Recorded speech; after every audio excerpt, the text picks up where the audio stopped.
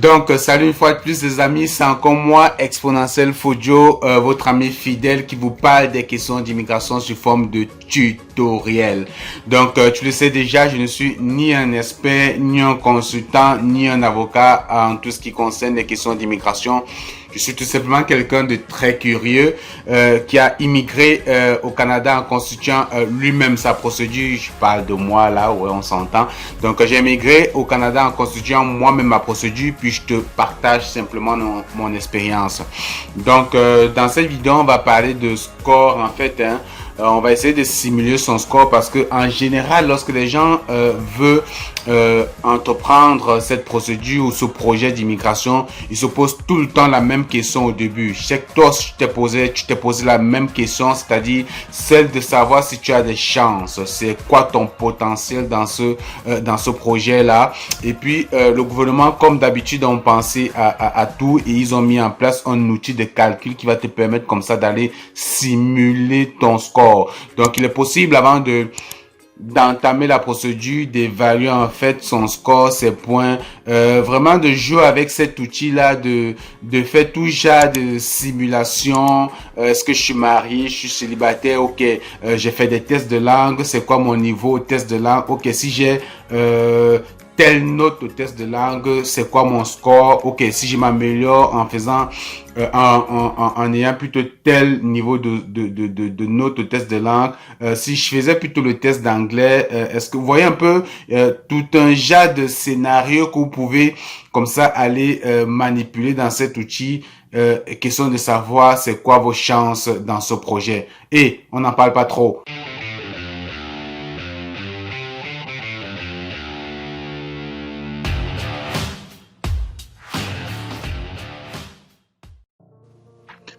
Donc, les amis, comme vous le savez, on part toujours de Google, notre moteur de recherche. Puis, on va saisir de calcul, outil de calcul score SGC. On va faire cette recherche. Puis, ici, dans les résultats, dès que je vois CIC, je sais que je suis sur le bon site parce que CIC, c'est vraiment le système de l'immigration du Canada. Donc, je clique ici.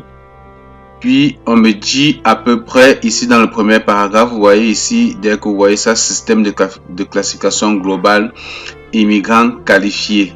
En 13 presse, vous voyez ici CICGC.ca. Donc, c'est un site fiable sur le gouvernement du Canada. Donc, ici, en fait, on vous explique que cet outil ne sert qu'à des fins de référence et d'orientation générale. Donc, en cas de divergence entre les résultats obtenus à l'aide de ce questionnaire et ceux générés par le système électronique en 13 presse, les résultats générés par le système auront préséance. Donc, c'est juste une façon de dire que, comme je le disais en introduction, cet outil de calcul est vraiment à titre indicatif ou d'orientation. Ça vous permet juste d'avoir une idée, mais à la fin, ce qui sera vraiment pris en compte, c'est votre score lorsque vous allez créer votre profit dans le vrai bassin.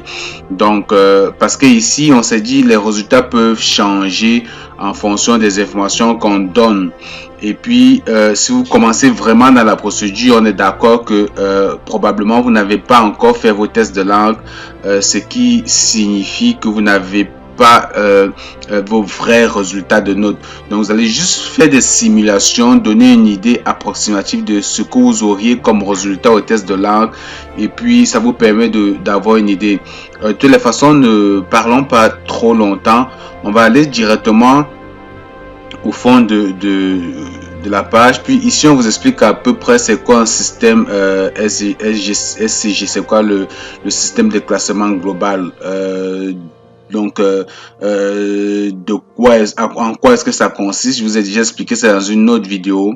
Sinon, vous pouvez toujours prendre le temps ici de lire et de comprendre davantage c'est quoi le SCG. Puis le système global, en fait, il faut comprendre que c'est un système qui est mis en place par le gouvernement, en fait, lorsque vous êtes dans le bassin pour vous attribuer un score. Et vous attribuez un score en fonction de de plusieurs facteurs, c'est-à-dire vos éléments personnels, Dans ces facteurs, on va prendre en compte, par exemple, vos compétences, vos études, vos compétences linguistiques, c'est-à-dire vos résultats au test de langue, votre expérience professionnelle et d'autres facteurs, comme j'ai dit, par exemple, est-ce que vous avez un travail, est-ce que vous avez la famille, c'est d'autres facteurs qui sont également pris en compte. Donc, la première question qu'on vous pose, c'est-à-dire qu'on est parti vraiment là pour essayer de faire une simulation de notre dossier afin de voir si on a une chance ou on aura une chance lorsqu'on sera dans le vrai environnement, c'est-à-dire dans le bassin de candidats. Donc, on va évaluer ça en considérant que nous sommes une personne célibataire. On va vraiment faire le basic, ce qui se rapproche de la réalité de la plupart des personnes. Donc, est-ce que vous êtes une personne, si on dit quel est votre état matrimonial, donc on va prendre jamais marié célibataire. On considère qu'on fait une simulation pour quelqu'un qui est célibataire. Puis si vous êtes marié, vous savez quoi choisir. Si vous êtes divorcé, vous savez quoi choisir. Donc, c'est pas mal ça. Quel âge avez-vous? Donc, en général, les gens qui veulent immigrer au Canada, des gens qui ont fini les études, qui ont un peu travaillé, puis qui veulent partir, la moyenne d'âge, prenons quelque chose quand même qui se rapproche de la majorité des cas, on va dire 34 ans. Quel niveau d'études avez-vous atteint? On va dire au moins la licence. La licence dans vos pays, dans le système francophone au Canada, c'est l'équivalent de ça, c'est le baccalauréat. Donc, si vous avez une licence, lorsque vous allez faire votre évaluation comparative des études, il y a de fortes chances qu'on vous octroie un baccalauréat. Donc, vous voyez, même ici, c'est toujours une simulation parce que si vous n'avez pas encore fait votre évaluation des études, comme vous voyez ici, c'est marqué ici, on espère que vous avez fait déjà votre EDE. Mais si c'est pas encore le cas, vous pouvez juste essayer de faire une simulation en disant, ok, si j'ai une licence dans mon pays, l'équivalent au baccalauréat, c'est des études, en fait, c'est un baccalauréat. Vous voyez, est-ce que vous avez un programme d'un an? Est-ce que vous avez un diplôme secondaire? Est-ce que vous avez une maîtrise? Généralement, des gens qui ont le master, c'est l'équivalent, c'est la maîtrise. Donc, je suppose que j'ai une licence, c'est-à-dire un baccalauréat dans le système canadien. Et puis, en espérant que lorsque je vais faire l'évaluation de mes diplômes, WES ou bien ICAS ou bien tout autre organisme va me délivrer un baccalauréat. Sinon, en général, c'est ça lorsque vous avez la licence. Avez-vous obtenu un certificat, grade ou diplôme canadien? Non, on n'a pas fait d'études au Canada. Langue officielle. Les langues officielles au Canada, donc c'est le français et l'anglais. Donc on a besoin ici de vos résultats au test linguistique. Donc est-ce que vos tests linguistiques ont au moins 2 ans? Vous savez, lorsque vous faites l'immigration, vos tests de langue doivent absolument avoir une validité de 2 ans. Parce que passé 2 ans, votre test de langue expire. Même lorsque vous créez votre profil Entrée Express, aussitôt que vos tests de langue atteignent les 2 ans, votre dossier, votre profil se ferme automatiquement. Il vous faudra aller refaire un nouveau test de langue et ouvrir un nouveau profil dans le bassin. Donc, est-ce que vos résultats de tests linguistiques ont moins de 2 ans? On va dire oui, ils ont moins de 2 ans. Quel test de langue? Je suppose que j'ai juste fait le test de français. Donc, j'ai fait un seul test et puis là, on demande mon score.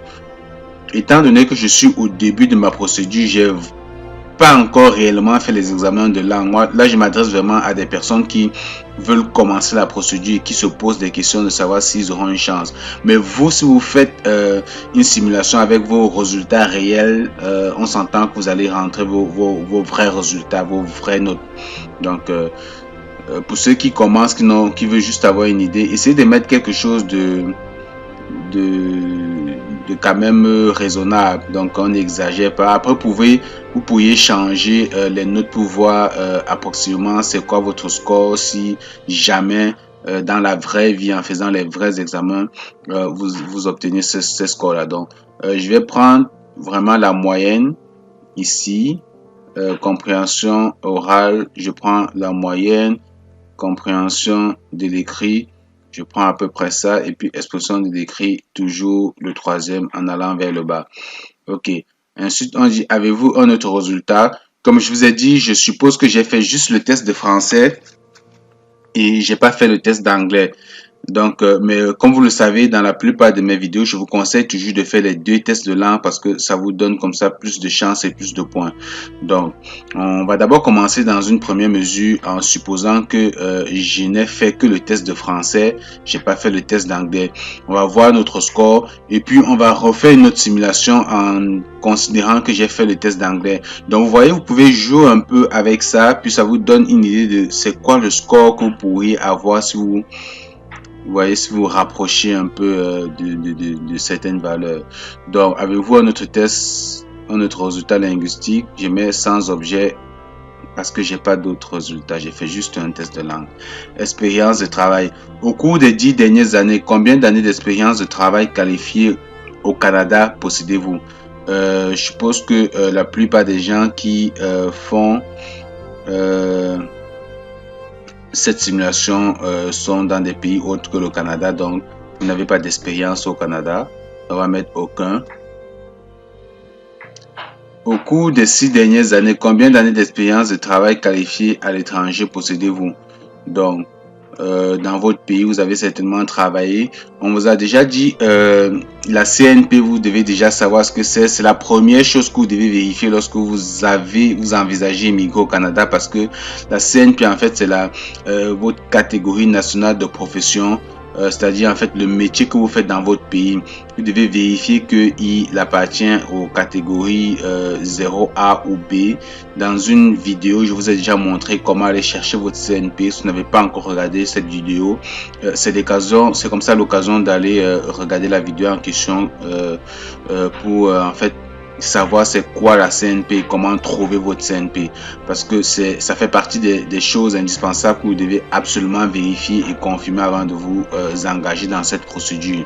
Savoir si votre CNP est en demande, si votre profession, si le métier que vous faites dans votre pays est en demande au Canada.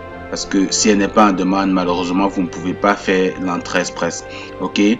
Donc, moi, je suppose que vous avez déjà vérifié votre CNP et que dans votre CNP, vous avez, on va prendre la moyenne, généralement, les gens, Cameroun, on va dire, ou bien dans certains pays, on va supposer que vous avez 2 ans d'expérience, ok?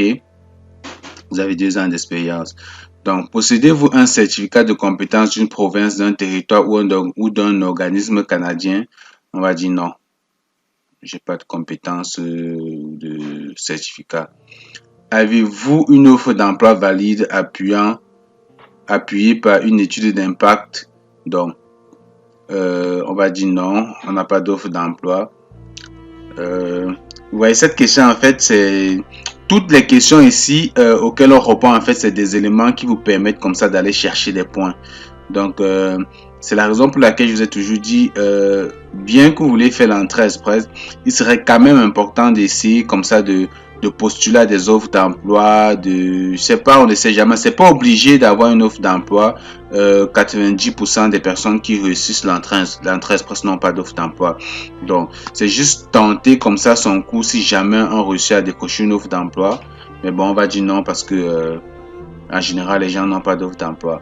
Avez-vous un certificat de désignation d'une province ou d'un territoire? On va dire non, on n'a pas de certificat de désignation.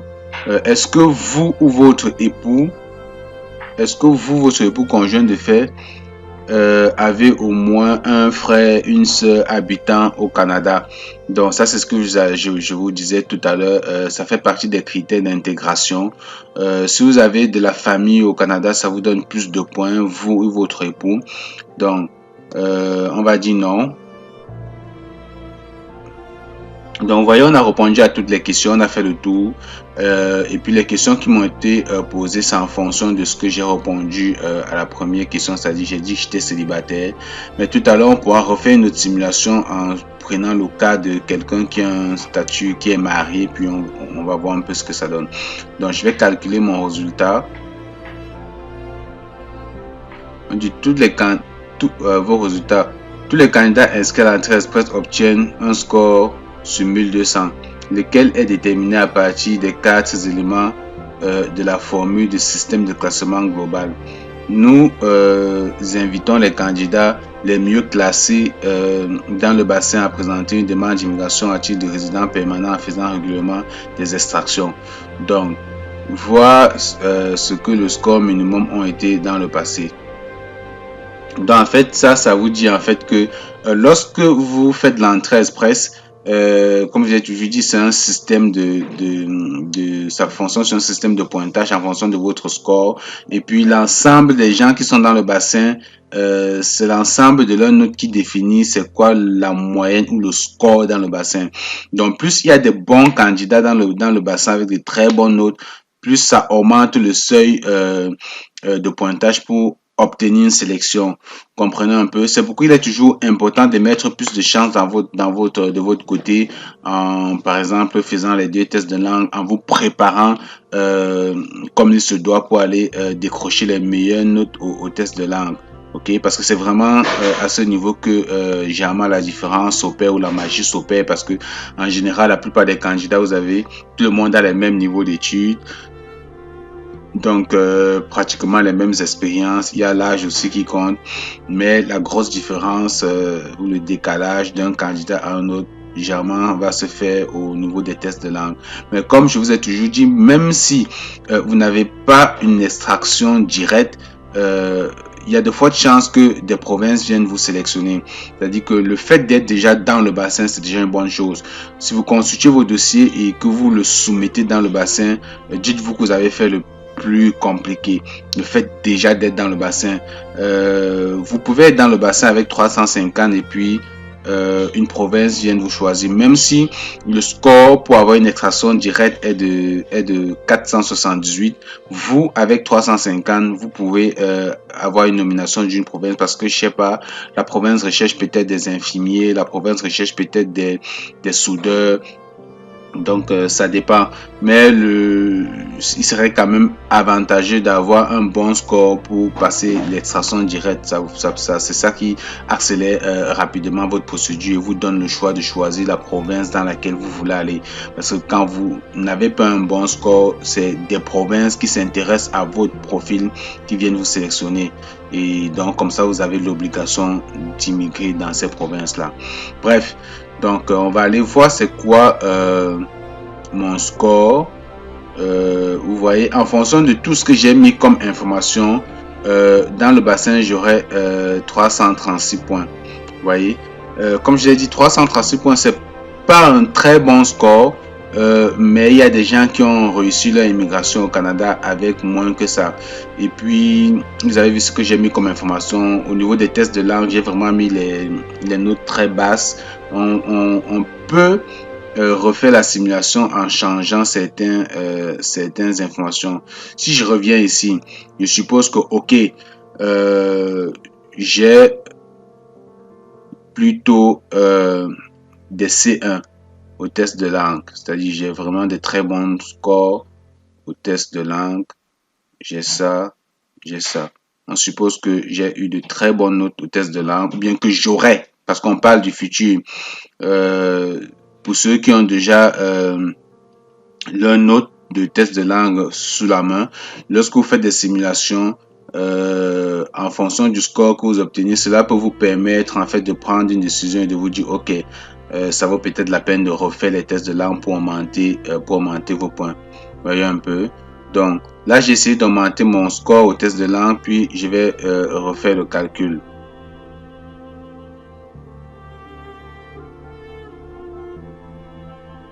Vous voyez, en augmentant mes notes de langue français, je suis monté quand même à 392. Vous voyez, ça fait quand même une grosse différence.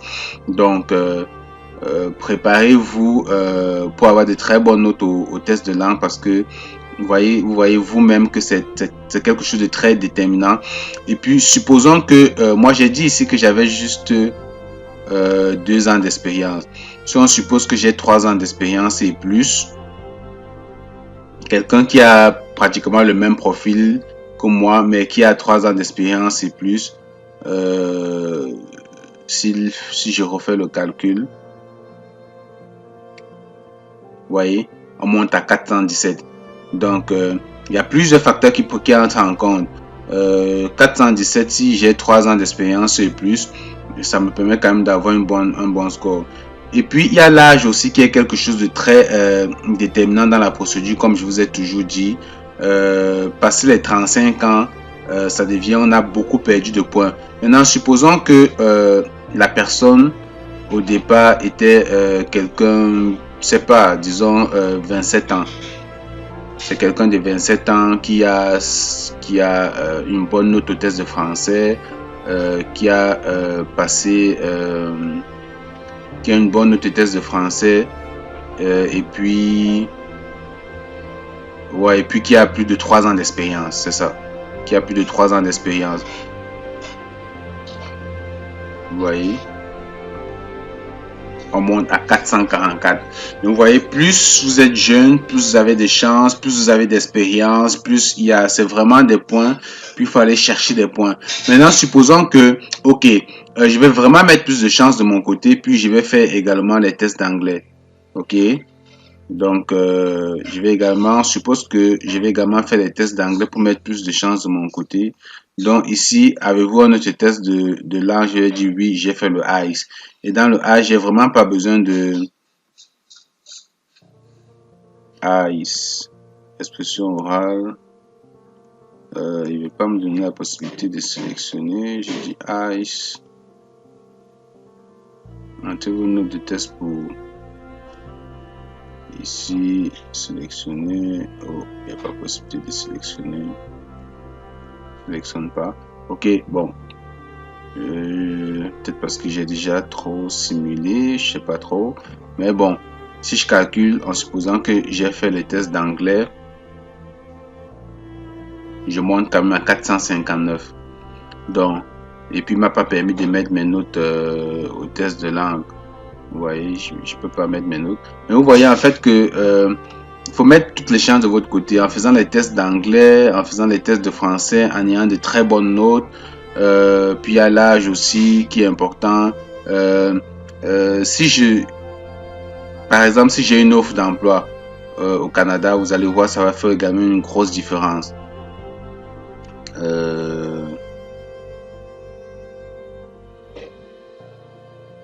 Avez-vous une offre d'emploi?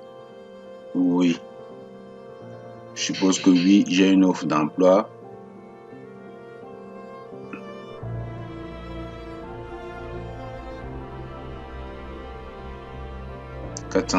J'ai l'impression qu'il ne calcule plus. Bref, vous avez vu à peu près comment vous pouvez faire des simulations. Maintenant, si vous êtes quelqu'un de marié, vous pouvez venir changer ici et dire que ok, vous êtes marié, puis ça va vous ajouter d'autres questions en fonction de ce choix sur votre épouse. Est-ce qu'elle aussi elle a fait des tests de langue? Bref, il y aura des informations également que vous allez mettre concernant votre épouse parce que vous savez, si vous faites l'entrée express avec votre épouse, le fait que votre conjoint, bon, je dis toujours épouse, mais ça peut être l'épouse qui est récurrent principal et puis l'époux est conjoint. Donc on va dire tout simplement votre conjoint peut également faire l'évaluation de ses diplômes et passer un test de langue. C'est ça qui va comme ça venir vous augmenter des points dans le bassin. Donc c'est une information très capitale. Donc bref, vous pouvez refaire la simulation en mettant comme quoi vous êtes marié. Donc tout ceci est est vraiment analysé sur le système de classification globale. Si vous voulez savoir c'est quoi le SCG, vous pouvez cliquer sur ce lien et puis il va vous donner vraiment plus d'informations, plus de détails ici. Comment il fonctionne le système de classification, comment ça marche. Donc il y a vraiment pas de magie. Et vous voyez tous les critères du système de global. Faut vraiment cliquer sur le lien. Prenez le temps de lire. Ça, c'est ce que je vous disais tout à l'heure. Vous voyez les facteurs de capital humain. Votre âge, ça c'est votre âge si vous faites l'immigration seul ou alors est-ce que vous faites l'immigration avec un époux, sans époux. Donc si vous êtes seul, vous voyez que vous êtes évalué sur 110 points. Avec un époux, vous êtes évalué sur 100 points. Niveau de scolarité, avec votre époux, vous êtes évalué ici, c'est 140 si vous êtes machin. Et sans époux, 150. Donc vous voyez que les seuils varient. En fait, ceci peut également vous aider à prendre une décision parce que si vous immigrez en couple avec votre conjoint et que vous vous rendez compte que en fin de compte votre conjoint ne vous rapporte aucun point dans le bassin, vous pouvez peut-être prendre la décision d'immigrer tout seul, c'est-à-dire de faire votre procédure seul dans le bassin et en disant comme quoi oui vous êtes marié mais que votre épouse ne vous accompagne pas. Parce que si vous déclarez que votre épouse ne vous accompagne pas, son score et ses notes ne sera pas pris en compte. Donc, ça va peut-être vous donner plus de chance parce que le fait de mettre votre épouse dans le bassin influence vos scores parce que vous voyez un peu les scores sont variés parce que votre épouse sera elle aussi évaluée. Donc si votre épouse est évaluée, il est important, on s'entend que si votre épouse est évaluée, il est important qu'elle ramène également des points soit sur les études, qu'elle ramène des points soit sur les tests de langue. Vous voyez un peu, c'est ça. Parce que si votre épouse ne vous ramène aucun point, il est peut-être préférable de faire la procédure seul, arriver au Canada et de faire ce qu'on appelle le regroupement familial. Ça peut vous prendre maxi 1 an quand vous êtes arrivé, 1 an et demi, maxi 2 ans pour faire venir toute votre famille. Ça c'est pas un conseil que je vous donne, hein, on parle juste pour que vous voyez en fait toutes les éventualités. Mais c'est quelque chose que vous pouvez aussi observer. Donc, et puis, comme j'ai dit, dans les simulations, vous pouvez aussi essayer de voir en disant, OK, si je mets mon épouse dans la procédure avec des simulations de ses notes, de son score et de tout ça là, vous voyez ce que ça vous donne comme note dans le bassin et puis vous refaites une autre simulation peut-être sans votre épouse pour avoir une idée de ce que ça vous donne cette fois-là. Donc c'est ça en fait, vous voyez, expérience de travail, ça c'est les notes sur lesquelles vous voyez cette remarque ici. On dit remarque, si votre époux ou conjoint ne vous accompagne pas au Canada ou s'il est un citoyen ou résident permanent au Canada, vous verrez accorder des points comme si vous n'aviez pas d'époux ou de conjoint. Vous voyez un peu? C'est-à-dire que si vous décidez de venir seul et de ne pas vous faire accompagner, vous allez vraiment être évalué comme un célibataire en fait. C'est tout ce que ça veut dire. Et puis, vous pouvez analyser ces options aussi. Donc, vous voyez des facteurs liés à votre époux. Donc, vous voyez, si votre époux vous accompagne, elle aussi, elle sera évaluée. Vous voyez, niveau de scolarité, maîtrise de la langue et puis expérience de travail au Canada. Donc, si votre épouse vous accompagne, il est important qu'elle ait un niveau de scolarité, au moins universitaire aussi, et qu'elle fasse au moins un test de langue pour comme ça aller chercher ces points-ci, les points de l'époux ou de l'épouse. Parce que si elle est dans le bassin et qu'elle ne va pas chercher ces points, c'est-à-dire qu'elle aura 0 ici, puis 0 là, puis ça va venir influencer votre score global à la fin. Vous voyez, parce qu'elle est évaluée sur 40 points. Ok. Donc, facteurs liés à transfert de compétences. En fait, ça aussi, c'est important de le savoir. Facteurs liés à la transférabilité des compétences. Donc, Lorsque vous avez un très bon score, je vais vous laisser lire le paragraphe, hein, vous avez tous les liens, vous avez vu comment j'ai fait pour accéder ici, je ne veux pas que la vidéo soit très longue, mais en fait, si vous avez un très bon score au test de langue, je crois qu'il faut avoir des C9 partout, si j'ai bonne mémoire, oui, je crois que c'est ça. Ouais, si vous avez un très bon score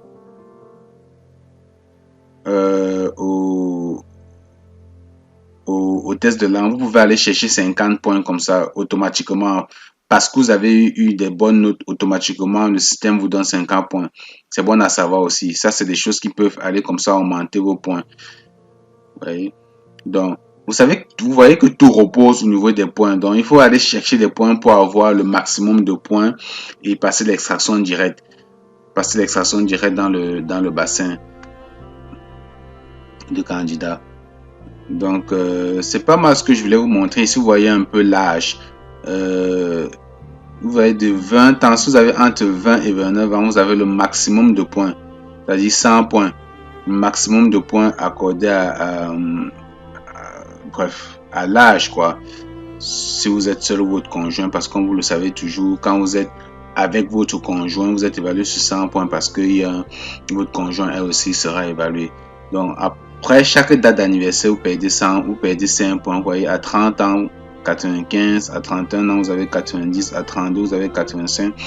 Donc, à chaque date d'anniversaire, vous perdez des points jusqu'à concurrence de 0 points à 45 ans et plus. Donc, si vous avez 45 ans et plus, vous comprenez que 45 ans et plus, même là, c'est-à-dire qu'à partir de même 34, 35 ans, vous voyez que vous avez déjà perdu beaucoup de points. Puis 40 ans, vous avez perdu beaucoup de points. Mais il ne faut pas que ce soit un... vous pensez que ce soit... C'est vrai, c'est beaucoup de points quand même, c'est un handicap. Mais vous pouvez aller compenser ces points ailleurs. Comme j'ai dit, en ayant de bons résultats au test de français, en essayant de faire le test d'anglais et puis vos expériences. Vous avez certainement 10 ans d'expérience, voire plus. Donc, votre niveau de scolarité aussi c'est évalué. Donc, c'est pas mal ce que je voulais vous expliquer dans cette vidéo. Comment calculer son score et puis on a profité pour voir un peu ce que les SGC. Je vous laisse parcourir davantage les SCG pour comprendre comment ça fonctionne.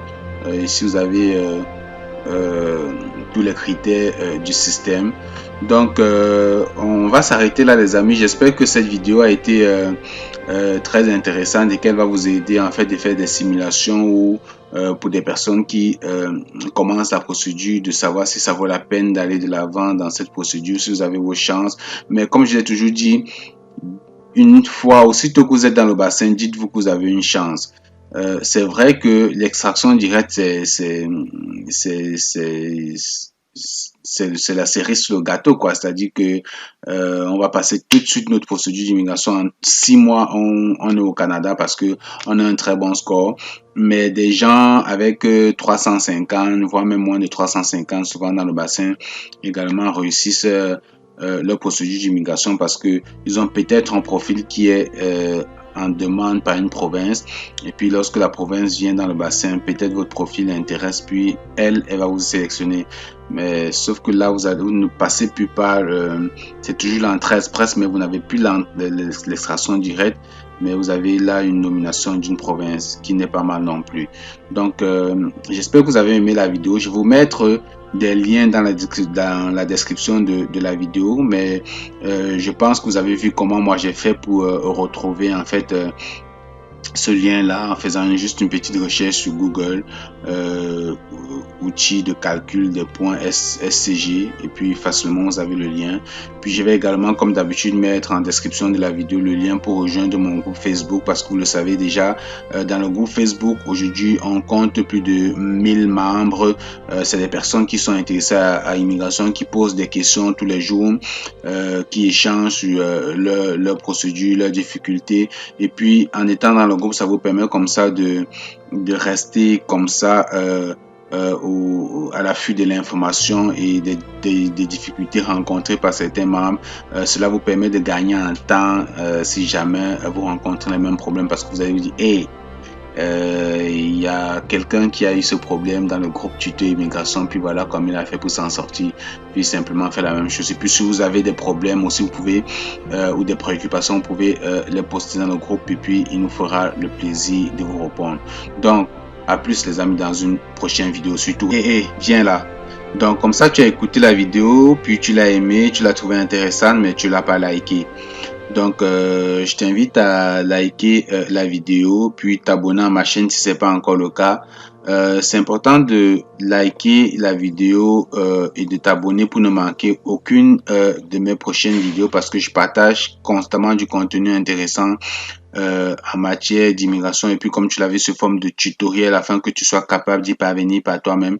Puis également, c'est important de partager la vidéo ou de liker pour que YouTube en fait référencie la vidéo à d'autres personnes comme ça qui sont intéressées à l'immigration et qui peut-être pourraient avoir des réponses à leurs questions au travers de ma chaîne.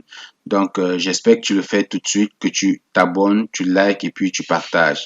Allez, on se retrouve dans